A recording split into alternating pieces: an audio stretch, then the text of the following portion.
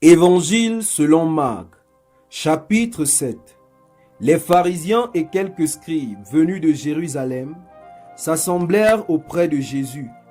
Ils virent quelques-uns de ses disciples prendre leur repas avec des mains impures, c'est-à-dire non lavées. Or, les pharisiens et tous les juifs ne mangent pas sans s'être lavés soigneusement les mains, conformément à la tradition des anciens. Et quand ils revinrent de la place publique, ils ne mangent qu'après s'être purifiés.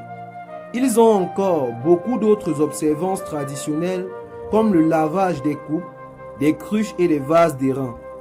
Et les pharisiens et les scribes lui demandèrent: pourquoi tes disciples ne suivent-ils pas les traditions des anciens, mais prennent-ils leur repas avec des mains impures? Jésus leur répondit: hypocrites, Ésaïe a bien prophétisé sur vous, ainsi qu'il a écrit: ce peuple m'honore des lèvres, mais son cœur est éloigné de moi.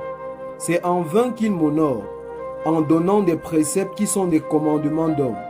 Vous abandonnez le commandement de Dieu et vous observez la tradition des hommes.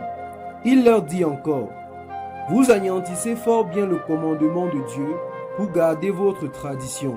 Car Moïse a dit: honore ton père et ta mère, et celui qui maudira son père ou sa mère sera puni de mort. Mais vous, vous dites: si un homme dit à son père ou à sa mère: ce dont j'aurais pu t'assister est corban, c'est-à-dire une offrande à Dieu, vous ne le laissez plus rien faire pour son père ou pour sa mère, annulant ainsi la parole de Dieu par votre tradition que vous avez établie, et vous faites beaucoup d'autres choses semblables. Ensuite, ayant de nouveau appelé la foule à lui, il lui dit: écoutez tous et comprenez. Il n'est hors de l'homme rien qui, entrant en lui, puisse le souiller. Mais ce qui sort de l'homme, c'est ce qui le souille. Si quelqu'un a des oreilles pour entendre, qu'il entende. Lorsqu'il fut entré dans la maison, loin de la foule, ses disciples l'interrogèrent sur cette parabole. Il leur dit: vous aussi, vous êtes donc sans intelligence?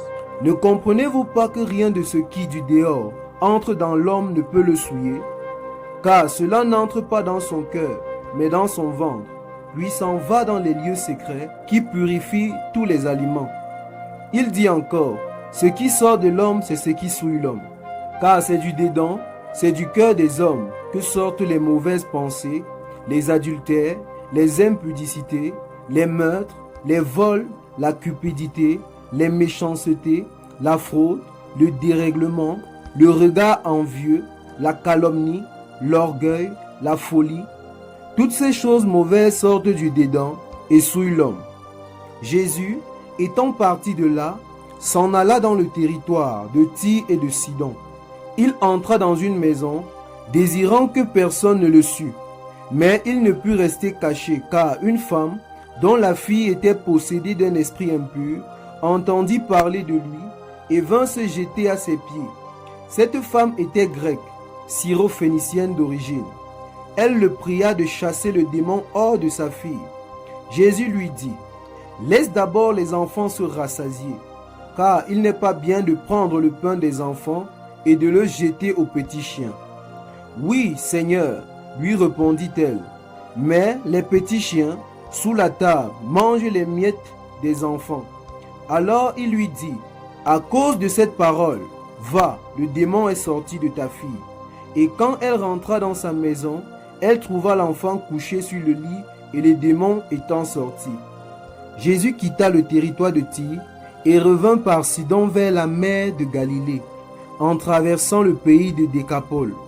On lui amena un sourd qui avait de la difficulté à parler, et on le pria de lui imposer les mains.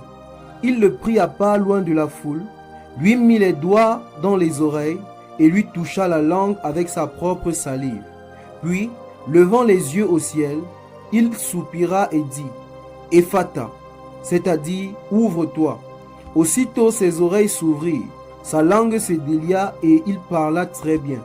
Jésus leur recommanda de n'en parler à personne, mais plus il leur recommanda, plus ils le publièrent. Ils étaient dans le plus grand étonnement et disaient: il fait tout à merveille, même il fait entendre les sourds et parler les muets.